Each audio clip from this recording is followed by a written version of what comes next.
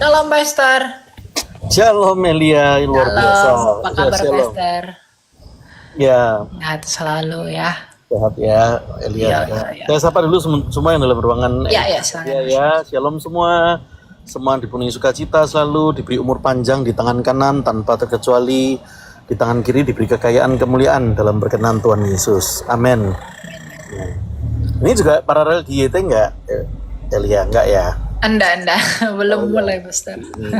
Oke, silakan. Oke gitu ya. Oke, silakan Butterfly, ada yang mau ditanyakan? Halo, Shalom Elia, Shalom Shalom, Pastor, Shalom buat teman-teman di TikTok. Ya, Jadi shalom. Elia kan jadi kan aku dengan Yeni ya, aku kan ada pelayanan namanya Butterfly Ministry. Nah, kalau teman-teman aku tuh banyak kan Muslim, dan mereka suka bertanya ke aku dan aku suka menjawab lah ya, karena buat aku kan kita kan lebih karena kasih ya, jadi kita jawab gitu kan. Nah, ini ada satu pertanyaan dari teman aku yang menanyakan gini, pernah nggak sih Tuhan Yesus, satu pertanyaannya gini, Tuhan Yesus itu siapa gitu kan? Saya bilang gini, 100% manusia, 100% Tuhan. Nah, correct me if I'm wrong ya. Ya, Elia ya. Ya, Terus yang kedua, terus pernah nggak sih Tuhan Yesus itu menyatakan, akulah Allah, sembahlah aku. Nah, aku dapatnya itu kan Yohanes ya, yang Yohanes itu waktu Tuhan Yesus sedang di sinagog, terus dia menyebutkan bahwa kalau kamu melihat aku, kamu melihat Allah, kan gitu kan. ya. Tapi aku cari-cari memang nggak ada sembahlah aku, itu kan nggak ada. Terus aku bilang gini, Tuhan Yesus itu nggak pernah minta disembah, aku bilang. Jawaban aku ke mereka kan. Terus tapi Tuhan Yesus menyatakan bahwa kalau kamu melihat aku, kalau kamu mengenal aku, kamu mengenal Allah. Nah, aku juga jelasin kenapa kok mau-maunya Allah itu apa istilahnya berkorban buat dosa manusia. Nah, aku kasih contoh yaitu orang tua ya. Misalnya mama saya sakit ya, kami sakit nih, anak-anaknya ibu saya, mami saya bilang gini, daripada kalian yang sakit, mendingan aku yang sakit, merasakan sakit itu daripada kalian. Karena cintanya besar. Aku kasih analogi itu. Nah, jadi maksud aku gini. Terus yang selanjutnya, mungkin agak-agak saru atau agak-agak menyebalkan kali ya. Jujur aja aku sebel sih ditanya begini, tapi kan aku minta hikmat Tuhan juga untuk menjawab ya. Ada pertanyaan gini, bahkan dikasih video seorang mungkin dia dari pendeta kali ya. Pendeta terus dia convert ke agama lain lah ya gitu ya. Dia bilang gini, loh berarti kalau Tuhan Yesus pernah jadi manusia, mohon maaf ya, berarti dia pernah itu dong oleh si Bunda Marianya waktu umur 2 sampai dengan umur 2 tahun gitu. Maksudku ngerti ya El ya? Maksudnya di Pernah apa? disusui oleh Bunda Maria gitu loh. Ya. Terus habis itu berarti dia pernah dong waktu kecil jalan-jalan di tata-tata, aduh terus jatuh-jatuh. Sedangkan dia Tuhan, lo kok masih begitu? Terus aku jawabnya begini, karena aku bilang, satu, aku tidak paham sejarah tentang kekristenan, tapi buat aku, iman Kristen itu adalah sedikit tahu lakukan, banyak tahu lakukan, karena iman tanpa perbuatan adalah mati. Jadi lebih penting tuh praktek, aku bilang ke dia.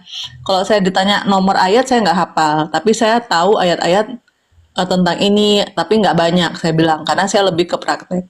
Nah, itu Elia ada tahu nggak sih sejarah kayak gituan gitu, semasa Tuhan Yesus hidup gitu loh. Ya. Nah, terus selanjutnya ditanya juga, umur berapakah Tuhan Yesus menyatakan dirinya sebagai Allah? Nah gitu kan.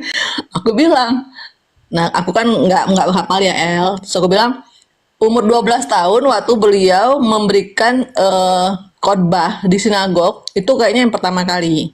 Ketika mama papanya cari dia, nah aku ngobrol ke mereka seperti itu ya kalimatnya ya. Ketika papa mamanya cari dia waktu mau pulang dari sinagog, lo kok Tuhan Yesus nggak ada ya? Ternyata beliau sedang ngobrol, seperti sedang berkhotbah dan orang banyak mendengarkan di sinagog itu dan mereka bingung. Loh ini anak tukang kayu, istilahnya sederhana, orang miskin, kok lu pinter banget kan gitu ya istilahnya ya. Sedang sinagog ini kan S3-nya teologi ya. Dan yang bisa kuliah di sinagog itu hanya orang-orang terpandang, orang kaya, orang cendekiawan kayak Paulus, saya bilang gitu. Tapi Paulus pun bilang apa sesudah kenal Tuhan Yesus? Ternyata padahal Paulus itu kan udah pintar, murid paling top, murid paling sadis juga. Bisa satu-satu dulu, soalnya saya nanti bingung Oh, masuknya. oke. Nah, jadi itu dia pertanyaannya. Perkapan Tuhan Yesus menyatakan dirinya sebagai Allah? Nah, itu dia. Allah dan Tuhan ya. Oke. Nah, oke. Thank you, Elia. Kapan Yesus menyebut dirinya Allah Tuhan dan menyembah Dia? Yang kedua tadi apa tadi? Apakah dia mengalami kemanusiaan seperti Oke, manusia dia juga, yaitu kemanusiaan. disusui, Ya. gitu-gitu. Oke, Pastor mau dijawab, Pastor? Silakan, Pastor. Ya, Bre.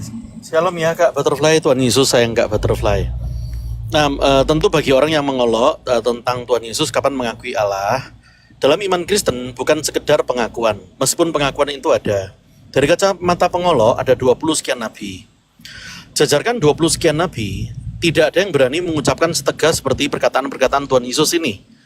Di antaranya Tuhan Yesus berkata sendiri, ini bukan perkataan muridnya, perkataan Tuhan Yesus sendiri bahwa akulah Sang Maha Kuasa.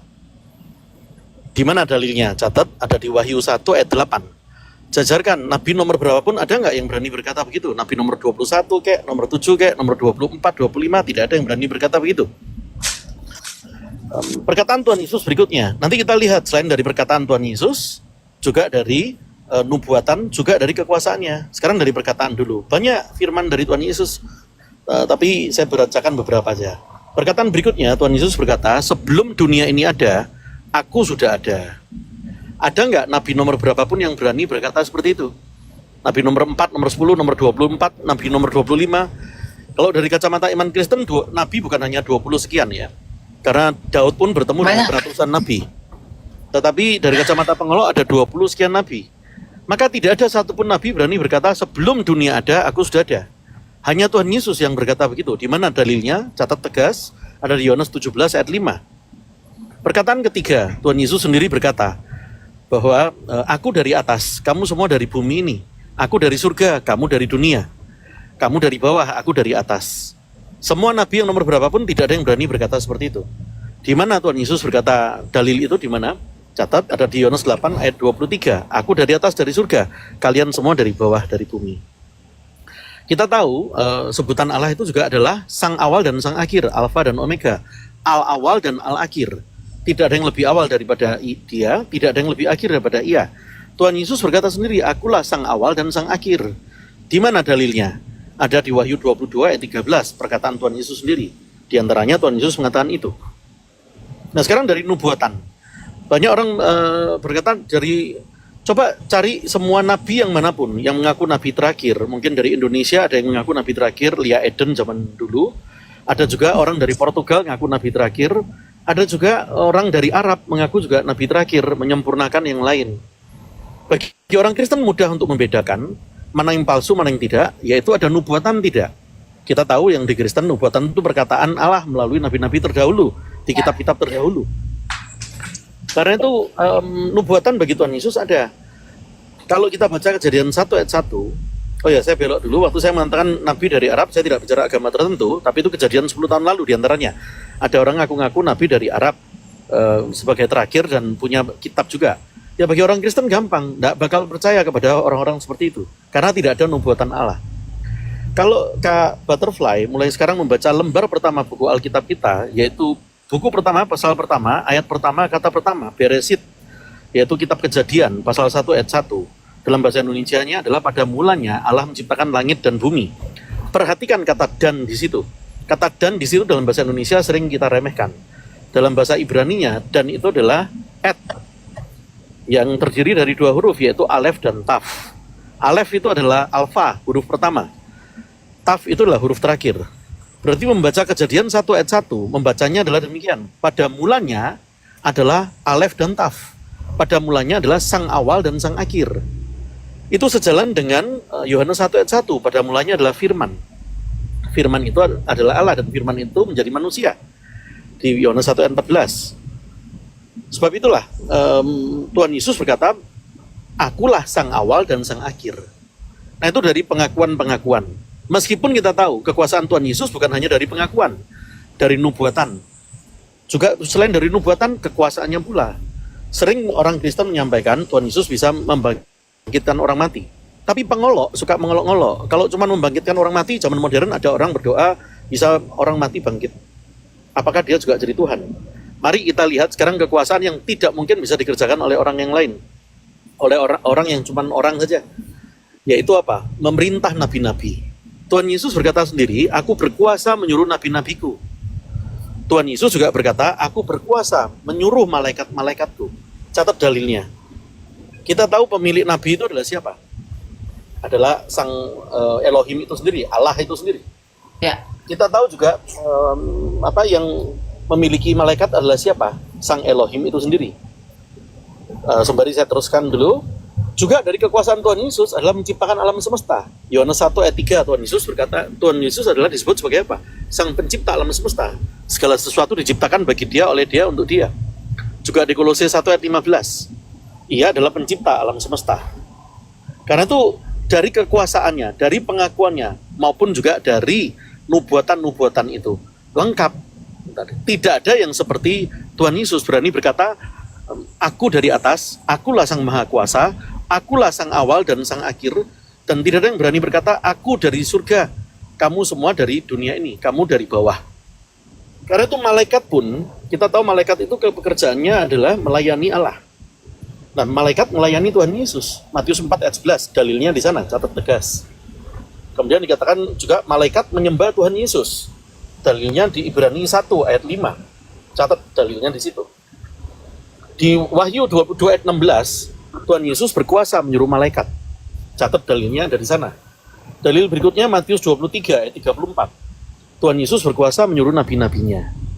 Karena itu ada pengakuan dari Tuhan Yesus sendiri, ada kekuasaan sebagai pencipta alam semesta, dan juga ada nubuatan dari ribuan tahun sebelumnya dari kitab-kitab terdahulu. Karena itu membaca dari bahasa asli Beresit bara Elohim, itu di situ ada kata dan adalah et itu adalah sang awal dan sang akhir. Demikian butterfly. Ya. Gitu ya, butterfly. Kalau mungkin saya mau tambah ya mengenai Yesus itu, di manakah Yesus berkata akulah Tuhan? Dalam Yohanes 13 ayat 13, Yesus berkata, yuk di mute dulu ya. Yesus berkata, kamu berkata akulah guru dan Tuhan, katamu itu tepat karena memang akulah guru dan Tuhan. Mengenai yang menyembah dia, Yesus adalah orang benar. Kalau dia tidak patut disembah, dia tidak mungkin menerima penyembahan. Tapi buktinya, Matius 8 ayat 2. Maka datanglah seorang yang sakit kusta kepadanya lalu sujud menyembah dia. Tapi apakah yang sakit kusta itu dimarahi Yesus? Kamu jangan sembah aku. Matius 9 ayat 18. Sementara Yesus berbicara demikian kepada mereka, datanglah seorang kepala rumah ibadat, lalu menyembah dia. Kepala rumah ibadat menyembah dia. Tapi apakah Yesus menolak penyembahan kepala rumah ibadat itu? Tidak. Yohanes 9 ayat 38 katanya, aku percaya Tuhan, lalu sujud menyembahnya.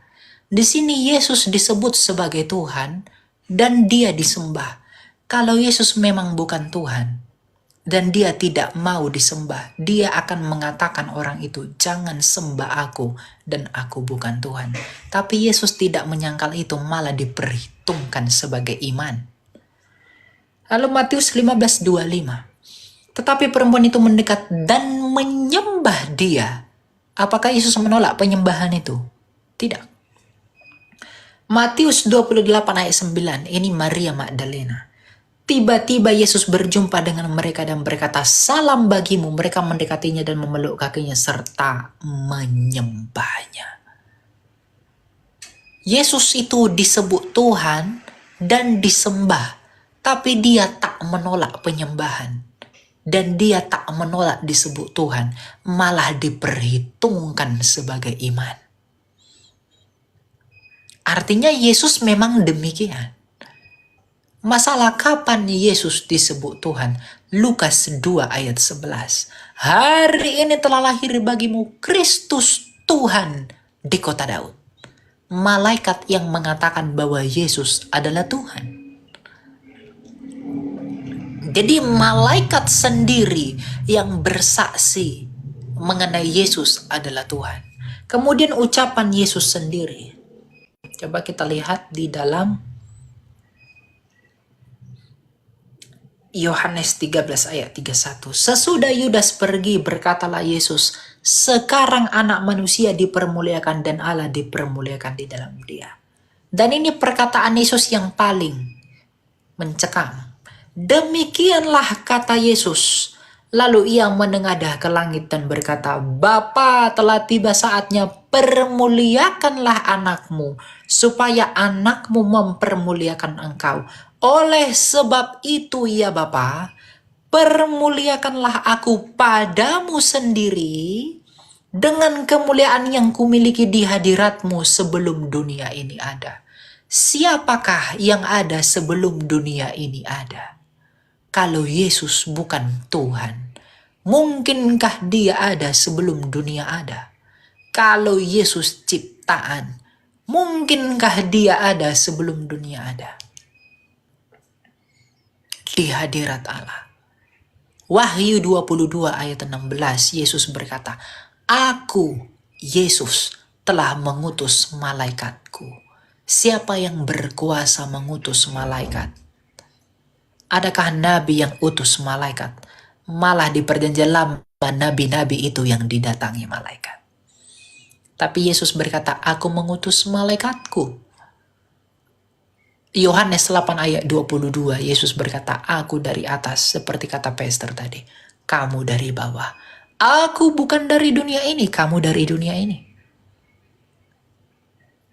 Para nabi selalu berkata, demikianlah firman Allah.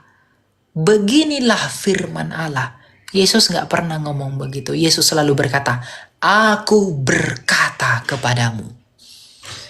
Yesus gak pernah bilang, demikianlah firman Allah. Tidak. Kalau Musa berkata, beginilah firman Tuhan.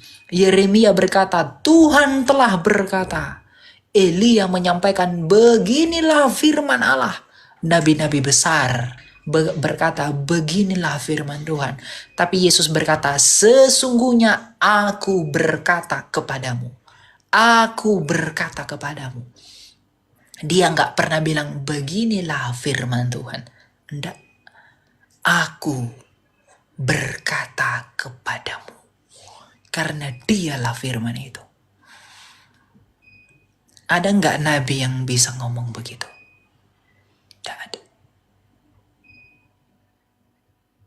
Ya. Masalah Yesus, apakah dia menyusui juga? Di dalam Ibrani dikatakan, imam besar kita adalah imam besar seperti kita yang turut merasakan kelemahan-kelemahan kita. Karena dia sepenuhnya manusia dan sepenuhnya Allah. Pastilah dia menyusui, makan, minum, buang air. Ya karena dia manusia seperti kita. Kalau dia nggak begitu, ya dia berarti manusia jadi-jadian. Jadi dia manusia seperti kita biasa. Gitu ya. Butterfly gitu ya.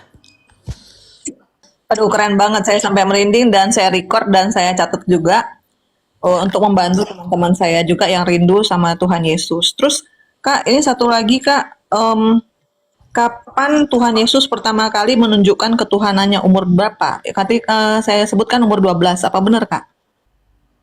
Kamu menyebutkan dia umur 12 gini.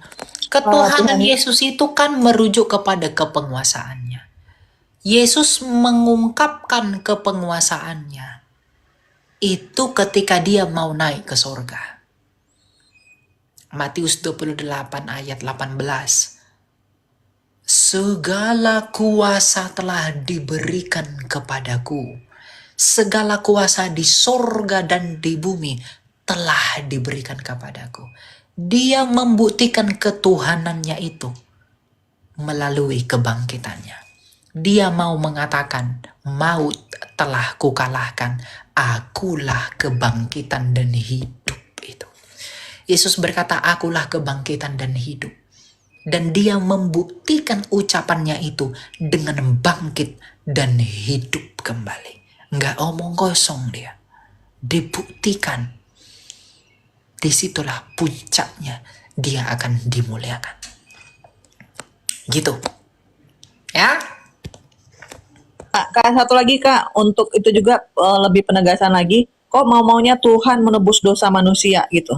Ya, kasihnya Yohanes 3 ayat 16. Karena begitu besar kasih Allah akan dunia ini sehingga dia mengaruniakan. Siapa yang dikaruniakan? Anaknya yang tunggal supaya apa? Supaya setiap orang yang percaya kepadanya tidak binasa, melainkan apa? Beroleh hidup yang kekal. Kasihnya membuat dia bermurah hati memberikan karunia. Karunianya memberikan putranya. Di dalam putranya kita tidak binasa, tetapi beroleh hidup yang kekal. Kasih karena Allah adalah kasih. Kak, ini aku punya teman-teman yang dia tuh nggak ngerti kedalaman kasih Allah. Kalau misalnya kita kan kita tahu ya Kak, dari sejak di gereja kita dari kecil udah diajarkan kasih itu bentuknya gini. Tapi saya ketemu dengan orang-orang yang aku nggak lagi menjelekkan agama lain ya, nggak ya. Aku hanya bergaul dengan mereka dan aku paham apa yang mereka maksud. Karena mereka kan lebih kepada networking kan gitu ya, silaturahmi. Tapi kasih itu kedalaman itu sekuat apa sih sampai Allah itu mau-maunya anaknya tunggal dikasih ke kita yang cuma ciptaan udah bandel lagi dikasih pula. Itu menjelaskannya ke mereka tuh kasih itu seperti apa ya Kak? Metafornya ya Kak? Kasihnya Allah itu kasih agape. Kasih yang sempurna. Kasih yang sempurna telah ku terima darimu. Itu agape. Kasihnya Allah. Hanya Allah yang bisa melakukan kasih itu. Kasih itu bukan sesuatu yang substansial, yang bisa diraba, dipegang, dilihat bentuknya. Tidak. Tapi kasih itu sesuatu yang relasional. Karena dikatakan kasih kalau dia mengasihi. Jadi Allah itu adalah kasih. Ketika ada mengasihi, activity relasi. Makanya kekristenan itu tidak berbicara tentang aturan-aturan. Kekristenan itu berbicara tentang relasi di dalam kasih anak dengan Bapa. Kita anak-anak Allah di dalam Kristus anak tunggalnya dengan Bapa kita itu. Kita punya relasi. Kasih yang menghubungkan kita dengan Bapa adalah kasihnya sendiri. Sehingga kita bisa terhubung di dalam jembatan itu. Yang adalah imam besar kita yaitu Kristus. Tuhan itu nggak mau kita terhilang. Tuhan itu nggak mau relasi kita hilang. Di mana dia di dalam kerajaannya dan kita di neraka. Makanya kasihnya itu dipelihara. Relasinya itu dipelihara melalui kasih. Karena sejak semula kita dimulai dengan kasih. Kejadian 1 ayat 26. Kita diciptakan menurut gambar dan rupanya. 1 Tesalonika 2 ayat 13. Kalau kita tidak setia, dia tetap setia. Karena apa? Dia tidak mungkin terdalam dari seorang Kristen itu relasinya dengan Allah. Kontemplasinya dengan Allah. Tapi harus di dalam Kristus. Karena kasih Allah itu hanya tercurah melalui Kristus. Jadi kalau ada orang tok bilang, oh Yesus itu sok-sok eksklusif. Oh enggak. Kasih Allah justru hanya ada di dalam kasih. Di dalam Kristus. Kan, oh karena begitu besar kasih Allah akan dunia ini sehingga ia mengaruniakan anaknya yang gitu ya.